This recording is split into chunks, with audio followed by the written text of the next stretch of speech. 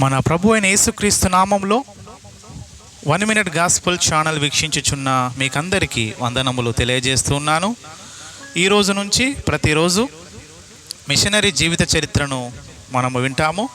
ఆసక్తి కలిగినటువంటి వారు ఈ ఛానల్ని సబ్స్క్రైబ్ చేసుకొని నోటిఫికేషన్ ఆన్లో పెట్టుకున్నట్లయితే ప్రతిరోజు కూడా మీకు నోటిఫికేషన్ వస్తుంది.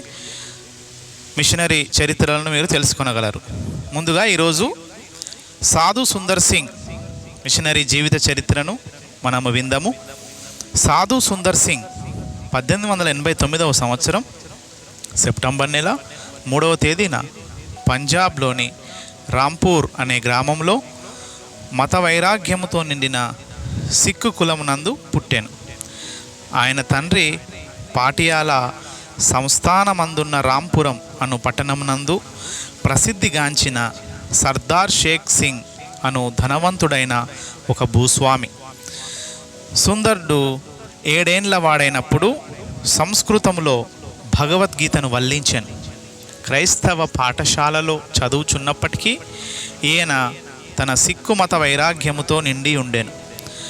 మతాభిమానముచే ఆ పాఠశాలలో క్రీస్తును ద్వేషించిన ఇతర బాలురకు నాయకుడు ఆయన. క్రైస్తవ పాఠశాలలో సుందర్ సింగ్కు ఇచ్చిన బైబిల్ గ్రంథాన్ని అతడు చించి కాల్చివేశాను. అయితే బైబిల్ని కాల్చిన దినము నుండి అతని హృదయంలో గొప్ప కలవరం కలిగాను.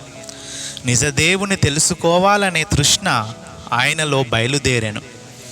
ఒక తెల్లవారుజామున లేచి చన్నీళ్ళ స్నానం చేసి గదిలోనికి వెళ్ళి తనకు తెలిసిన దేవుళ్ళన్నిటి పేర ప్రార్థించుట మొదలుపెట్టాను.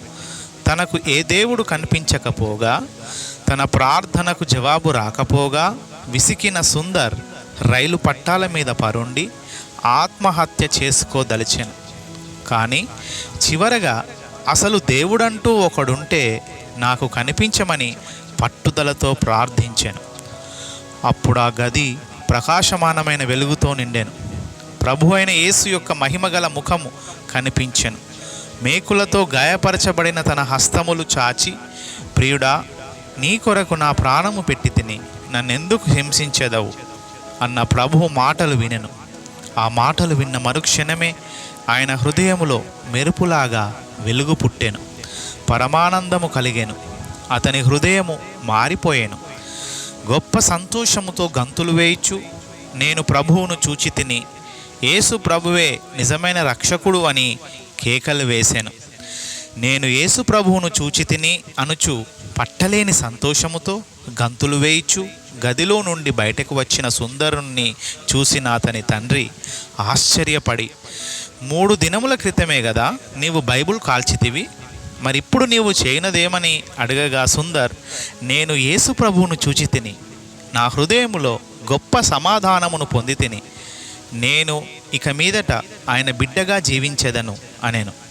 కొంతకాలము సుందర్ సింగ్ మాటలు పెద్దగా పట్టించుకోని తండ్రి, నేను క్రైస్తవుడను అని మాటిమాటికి అనుచున్న సుందర్తో, నీవు యేసును అంగీకరించినచో నా కుమారునిగా ఉండుటకు వీలు లేదు, ఈ ఇంటిలో నీకిక స్థానం లేదు, పొమ్మనేను. పరలోకపు తండ్రి యందు విశ్వాసం ఉంచిన సుందర్ సింగ్ ఇల్లు వదిలిపెట్టి క్రీస్తు సాక్షిగా ఉండుటకు బయలుదేరాను.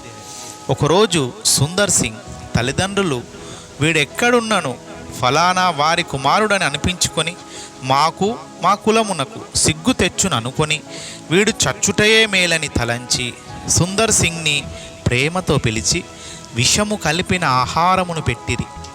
ఆ ఆహారమును భుజించిన సుందర్ సింగ్ ఒక పాదిరి గారి ఇంటి దగ్గరకు వెళ్ళగా అక్కడ స్పృహ తప్పి పడిపోయాను. వెంటనే ఆ పాదిరి గారు సుందర్ సింగ్ని తన గృహములోనికి చేర్చుకొని ప్రార్థన చేయగా ఆ విషము విరిగిపోయాను. ఆ విష ప్రభావము నుండి పూర్తిగా కోలుకొని స్వస్థత పొందెను. తరువాత సుందర్ తన 16వ ఏట బహిరంగముగా క్రీస్తును అంగీకరించి బాప్తిస్మము పొందెను.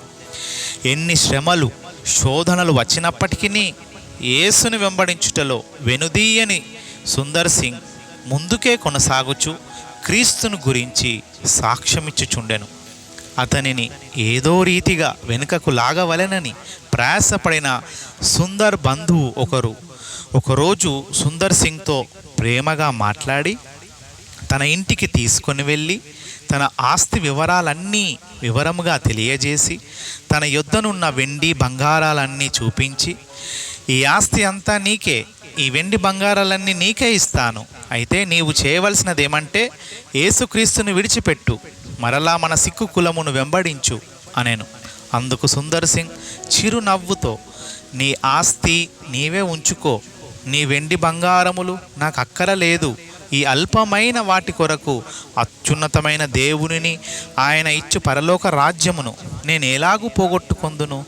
క్రీస్తు ఉండగా నాకు ఈ లోకములోనిది ఏదీ అక్కర్లేదు అని ముందుకు సాగిపోయాను. థామస్ కెంపస్ వ్రాసిన క్రీస్తు అనుకరణ అను పుస్తక పఠనము సుందర్ సింగ్ని ఎంతగానో ప్రభావితం చేసినది. క్రీస్తు శ్రమలలో పాలిభాగస్థుడు కావాలనే వాంఛతో పరిశుద్ధపరచబడిన జీవితం కొరకు ఉపవాస ప్రార్థనలు చేశాను.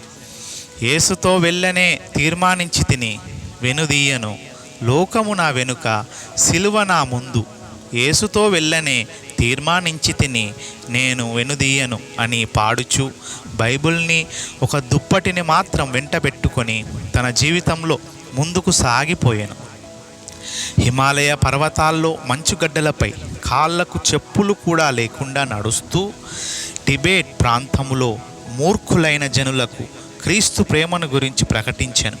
స్వార్థ సేవలో ఎన్నో కష్టములు, ఎదిరింపులు, శ్రమలు, చివరికి అనేకసార్లు ప్రాణాపాయములు కలిగినను యేసు వైపు చూచుచూ ముందుకే సాగాను. ఈ సుందర్ సింగ్ ఒకసారి నీరు లేని ఒక పాడుబడిన బావిలో పడవేయబడినప్పటికీ ప్రభు మరణము నుండి అతనిని ఆశ్చర్యంగా తప్పించాను. సువార్త ప్రకటన నిషేధింపబడిన నేపాల్లో సుందర్ సింగ్ని సువార్త ప్రకటిస్తున్నాడనే నేరంతో పట్టుకొని జైలులో వేసిరి. అక్కడ తోటి ఖైదీలకు వాక్యం బోధిస్తున్నందున అతని కాలు చేతులు కట్టి జలగలను తెచ్చి శరీరంపై వేశారు. జలగలు రక్తం పీలుస్తున్నా ఆ బాధలో కూడా ప్రార్థిస్తూ పాటలు పాడుతున్న సుందర్ సింగ్ని పిచ్చివాడనుకొని జైలు నుండి పంపివేసినారు.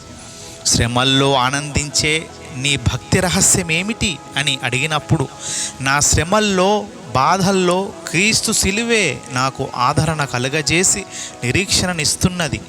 నా కొరకు నా యేసు ప్రభు పరలోక మహిమను వదిలి సిలువను సహించగా ఆయన కొరకు ఆత్మలను సంపాదించుటకై నేను నా సిలువను మోయుటలో గొప్పతనమేమీ లేదని చెప్పెడివాడు. కాషాయ అంగీ, తలకు పాగా, గడ్డముతో సాధువుగా కనిపించే సుందర్ సింగ్ యొక్క ముఖములో క్రీస్తు యొక్క తేజస్సు, ప్రేమ, కనికరములు ప్రజ్వలించుచుండేడివి. అనేకులు ఆయనలో క్రీస్తును చూచుచుండిరి. దేవునితో ముఖాముఖిగా మాట్లాడుట, దేవుని ప్రేమను ఇతరులకు వెల్లడి చేయుట, యేసు ప్రభు నామములో అనేక స్వస్థతలు, అద్భుతములు చేయుట ద్వారా అనేకులను ప్రభు వైపు త్రిప్పెను. హిమాలయ పర్వతాలలో కాలినడకన సంచరిస్తూ అనేక చోట్ల తిరుగుచూ గొప్ప పరిచర్య చేసెను.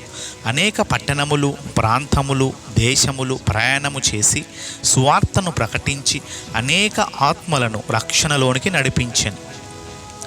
ఈయన ప్రసంగములు బహు సులభ శైలిలో ప్రతి వారు గ్రహించుకొనగలుగునట్లు ఉపమానములతో, స్వార్థ సత్యములతో నిండి ఉండేవి. సుందర్ సింగ్ యొక్క పరిచర్య ప్రభావము భారతదేశపు ఎల్లలు దాటింది.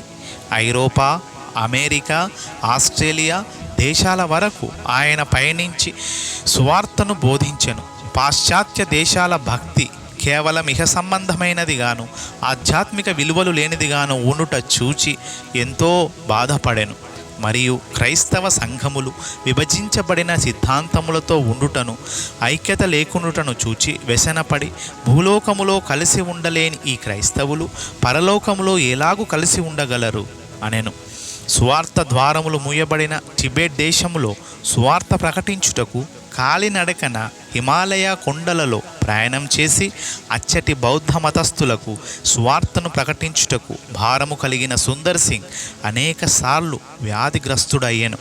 ఒకసారి ఇంచుమించు 3 సంవత్సరములు సిమ్లా కొండలలో విశ్రాంతి తీసుకునవలసిన పరిస్థితి ఏర్పడగా ఆ సమయంలో కొన్ని పుస్తకములను వ్రాసెను. అవి నేటికిని అనేకులకు ఆశీర్వాదకరముగా ఉన్నవి. చివరిసారిగా టిబెట్కి ఒంటరిగా కాలినడకన ప్రయాణమైన సుందర్ సింగ్ మరలా తిరిగి రాలేదు. ఒకవేళ తాను వెళ్ళదలుచుకున్న ప్రాంతానికి వెళ్ళి అక్కడ స్వార్థ విరోధుల చేతుల్లో హతసాక్షి ఆయనో లేక మార్గంలోనే చనిపోతే దేవుడు మోషేని సమాధి చేసినట్లు ఆయనను సమాధి చేసెనో లేక నా రాకడ వరకు అతడు మరణం చూడడు అన్నట్లు ఆ హిమాలయ కొండలలో ఏదో ఒక ప్రాంతంలో విజ్ఞాపన చేయించు ఉండెనో మనం ఎరుగము. అయితే సుందర్ సింగ్ మన భారతదేశంలో పుట్టి రక్తము కారుచున్న పాదములు కలిగిన గొప్ప స్వార్థికుడిగా పేరు పొంది క్రీస్తు వలె జీవించి అనేక ఆత్మలను సంపాదించెను. క్రీస్తును లోకానికి ప్రకటించుటయే నా ధ్యేయం అన్న సుందర్ సింగ్ స్వార్థ కొరకే చివరి వరకు పయనించెను.